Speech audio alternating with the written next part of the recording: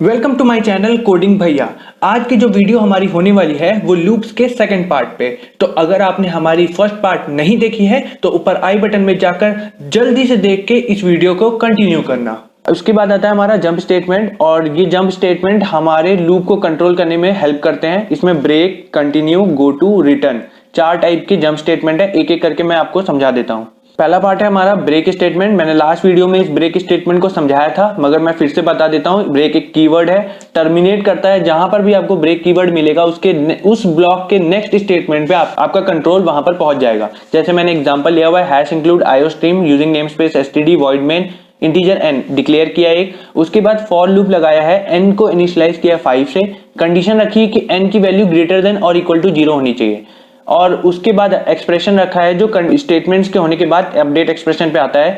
तो अगर if n की वैल्यू लेस देन 3 होगी तो ये फॉर लूप से बाहर हो जाएगा, और नहीं तो सी आउट n होगा। अब हम लोग क्या कहते हैं, फॉर लूप में जाके देखते हैं। तो n की वैल्यू 5 थी, तो ये ग्रेटर देन 3 है, तो सी आउट n हो गया 5। उसके बाद अपडेट एक्सप्रेशन में जाके वैल्यू 4 हो गई। अब 4 को चेक करता है, वो भी ग्रेटर देन 3 है, सी आउट n हो गया और आपकी वैल्यू 4 प्रिंट हो गई। उसके बाद वैल्यू हमारी 3 हो जाती है। वैल्यू हमारी लेस देन 3 नहीं है, इसलिए ये सी आउट n करके 3 प्रिंट करता है। अब इसके बाद जैसी वैल्यू डिक्रीमेंट होती है, हमारी वैल्यू 2 होगी और इफ की कंडीशन सेटिस्फाई हो जाएगी कि वैल्यू 3 से लेस है, तो ये स्टेटमेंट ब्रेक होके हम लोग फंक्शन से बाहर आ जाएंगे और हमारा प्रोग्राम एंड हो जाएगा। इसलिए हमें आउटपुट जो यहाँ पर मिला है वो 5 4 3।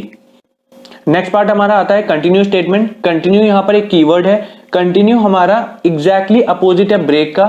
कंटिन्यू स्टेटमेंट क्या करेगा, जब भी आपको कंटिन्यू स्टेटमेंट एनकाउंटर होगा उसके बाद के स्टेटमेंट स्किप करके आपको डायरेक्टली अपडेट एक्सप्रेशन में पहुंचा देगा, और अपडेट एक्सप्रेशन पे वैल्यू अपडेट होने के बाद स्टार्टिंग से स्टेटमेंट फिर से एग्जीक्यूट होने लगेंगे। और डू वाइल और वाइल में जब भी आपको कंटिन्यू स्टेटमेंट एनकाउंटर हो तो वो सबसे पहले आपको कंट्रोल कंडीशन पे लेके जाएगा और उसके बाद अपडेट एक्सप्रेशन पे।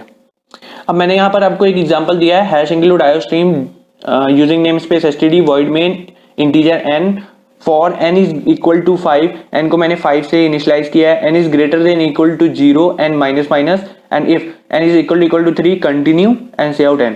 अब यहाँ पर क्या होगा, जब भी आपकी वैल्यू n इक्वल टू 3 हो जाएगी, मतलब n equal to 3 equality operator use किया मैंने, तो आपको कंटिन्यू एक्सप्रेशन एग्जीक्यूट होगा और वो आपको अपडेट एक्सप्रेशन में लेके जाएगा। अब स्टार्टिंग से हम देखते हैं, अगर n की वैल्यू 5 है तो वो फॉल्स हो गई इफ कंडीशन और सी आउट n करेगा 5। अपडेट एक्सप्रेशन में वैल्यू जाती है 4 हुई, 4 भी इफ कंडीशन फॉल्स हुई, हमारा सी आउट n हुआ, फिर से 4 प्रिंट हुआ।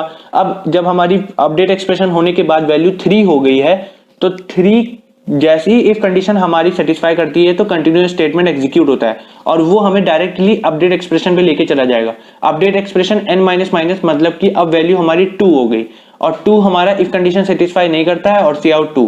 तो ऐसे हमारा जो 3 वाला वैल्यू था वो स्किप हो गया और 5 4 2 1 0 प्रिंट हो गया।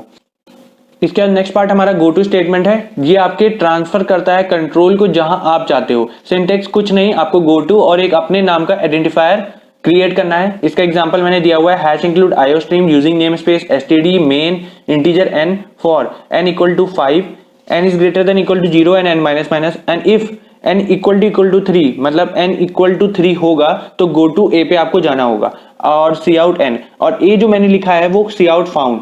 आपका लूप एग्जिट हो जाएगा अगर ये गो टू a चला जाता है। तो स्टार्टिंग से हम देखते हैं, यहाँ पर n इक्वल टू 5 है तो सी आउट n हो गया, 5 प्रिंट हो गया। अपडेट एक्सप्रेशन में जाने के बाद वैल्यू 4 हो गई। 4 होने के बाद फिर इफ कंडीशन फॉल्स होती है और सी आउट n होता है, 4 हो गया प्रिंट।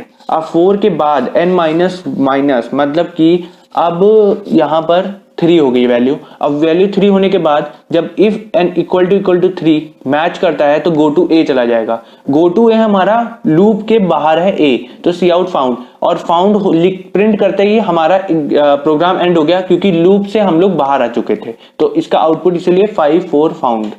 लास्ट में हमारा रिटर्न स्टेटमेंट आता है। कुछ नहीं है, रिटर्न स्टेटमेंट हमारा कंट्रोल को एग्जिट करा देता है कोई भी फंक्शन से इमीडिएटली, वैल्यू रिटर्न करता है ये। और उसके बाद इसका सिंटेक्स है रिटर्न एक्सप्रेशन। आप नॉर्मल कोई भी फंक्शन में होंगे, जब आगे ये समझ में आएगा आपको। अभी तो मैं इतना बता देता हूँ कि जैसे यहाँ इंटीजर n इक्वल टू 2 लिखा है, आप रिटर्न n करेंगे तो यहाँ पर 8 वैल्यू रिटर्न करके ये एग्जिट हो जाएगा। ये मैं आपको आने वाली वीडियो में बताऊंगा कि रिटर्न स्टेटमेंट कैसे यूज किया जाता है। तो मैं आशा करता हूं कि आपको आज वीडियो बहुत ही अच्छी लगी होगी। अगर अच्छी लगी है तो लाइक जरूर करिएगा और आप अपने डाउट कमेंट सेक्शन में भी डाल सकते हैं, और या फिर आप हमें इंस्टाग्राम के अकाउंट कोडिंग भैया पेज पे फॉलो करके वहां पर अपना क्वेश्चन पोस्ट करें। Time is barely on our side. I don't wanna waste what's left.